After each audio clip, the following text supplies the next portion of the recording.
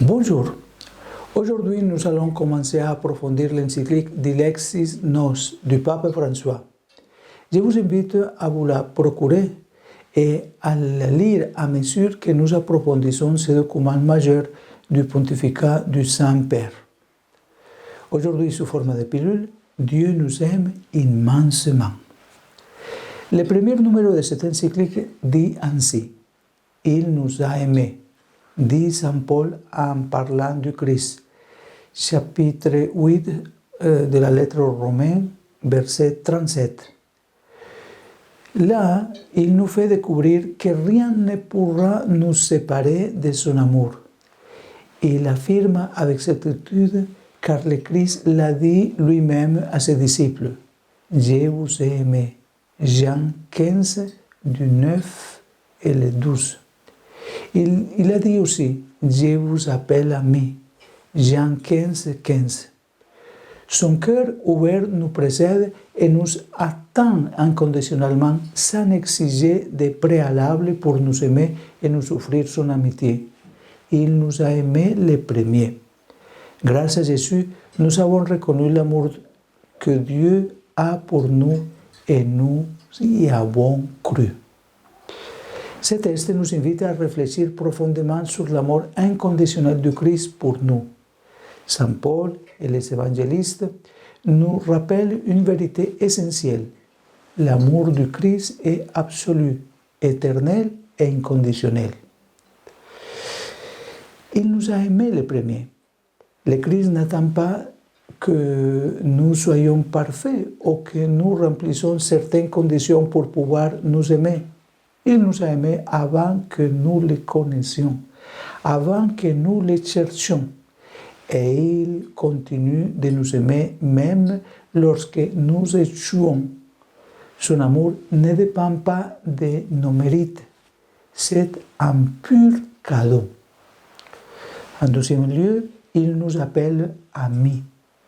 Jésus non seulement nous aime comme un être supérieur et distant, mais il nous invite aussi à une relation intime et proche, comme des amis. Il nous ouvre son cœur et nous montre confiance, compréhension et proximité. En troisième lieu, rien ne peut nous séparer de son amour.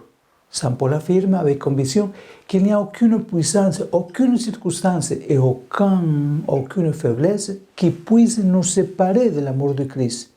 Cela nous remplit d'espoir et de sécurité, même dans les moments les plus difficiles. En quatrième lieu, nous sommes témoins de cet amour.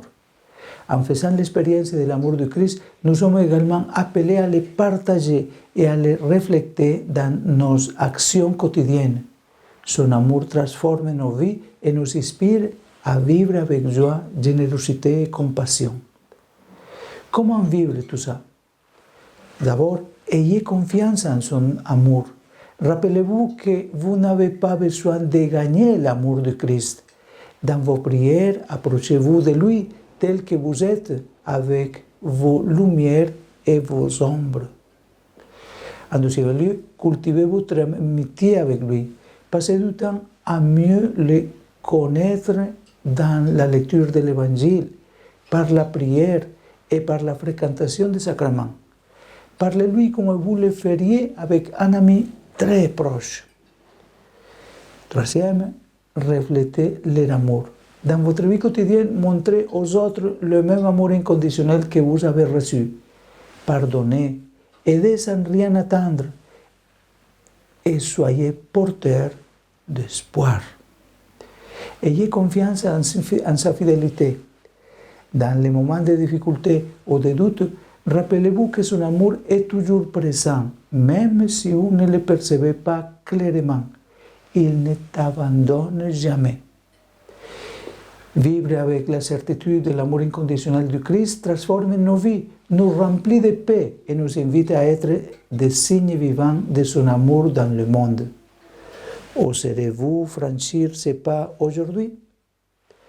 Que la bénédiction de Dieu vous aide à franchir ces pas. Au nom du Père et du Fils et du Saint-Esprit. Amen. Bonne journée.